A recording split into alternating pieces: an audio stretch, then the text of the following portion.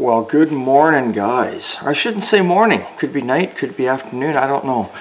But anyway, this one is a short one, and this is something that I'm saying remember when, but it really hasn't disappeared.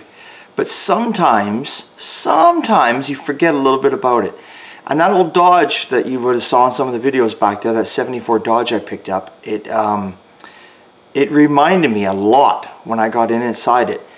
Do you guys remember, and it's still there, how every old car has its own smell? They're distinct. Chevy's got a smell all to its own. Ford's got a smell all to its own. Dodge has. You're going to think I'm crazy. Maybe some of you guys out there haven't been paying attention to this, but seriously, pay attention.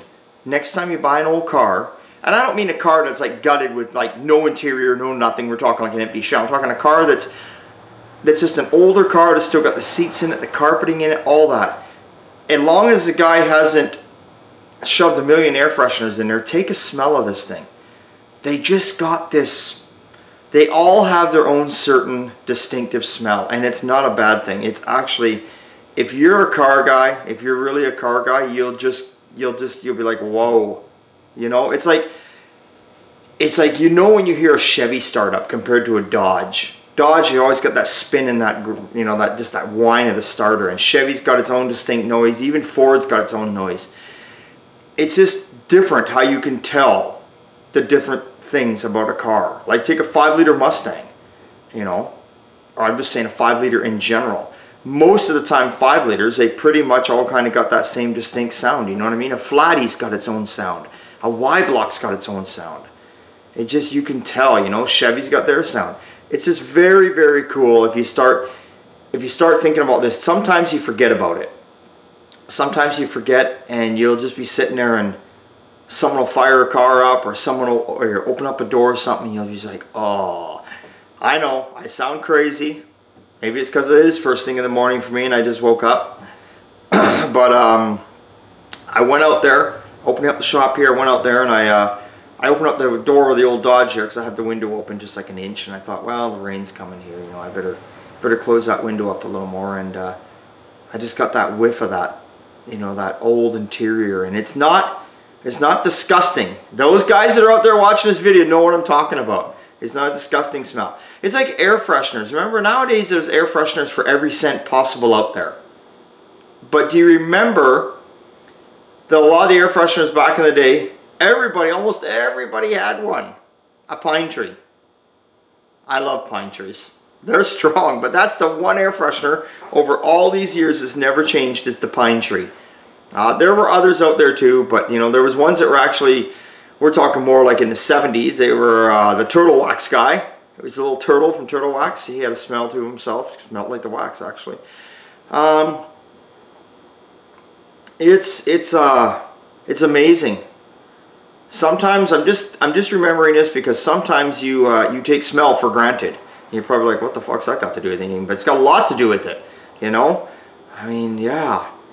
So I don't know. I just wanted to throw that one out there. Next time you get in an old car, take a smell and just go, ah, you know? Listen to them old cars when they're starting up. Is this something about them? You know, the best part about an old car is you can sit and look at a car, in my opinion, all day long. In a building, at a car show, on the street at a car show, in a park. The best a vehicle ever looks is when it's just dusk out. The street lamps are just starting to come on. And it's just cruising down the road. Any of you guys ever been to Santa Maria? If you've been to Santa Maria, you know what I'm talking about. One of the best car shows out there running. And it's just, you look it up, watch it online. I watch it all the time. Cruise night, it's crazy. I mean, we're talking 2 lanes going either way, and these cars are coming down the road and dusk hits, and that's the best time. Just the lights reflecting off the paint, the sound of the exhaust. My God. Yeah, I guess today I'm just lost with cars, period. I'm just, you know, even though I build them for a living, and I have 10 of my own, sometimes you forget those little things like that. And you need to bring it back again. Sometimes it just becomes like, yeah, I got an old car. You get out there, you jump in it, you start it up, you flash it up, you drive away, you think nothing of it. Don't let that ever slip away, man. Because there's so many people out there that give their left hand to have what you've got. Whether it be painted or whether it not be. There's so many people out there that dream about having a car that don't. So many people building a car and they don't know if they're going to get anywhere, and it's just their goal to get it done. Don't let it slip away, folks. Okay, remember, thanks a lot. It's always a good time at Old Time. And we will see you next time. And it wouldn't be a good time if it wasn't for you. See you later.